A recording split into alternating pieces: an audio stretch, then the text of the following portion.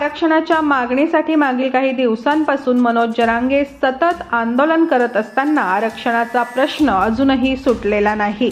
दुसरीकडे मराठा आरक्षण मिळत नसल्याने एकामागून एक तरुण आपले आयुष्य संपवत असल्याचे पाहायला मिळत आहे। दरम्यान छत्रपती संभाजीनगर जिल्ह्यातील पैठणच्या आपेगाव येथील एका तरुणाने गळफास घेऊन आत्महत्या केली आहे।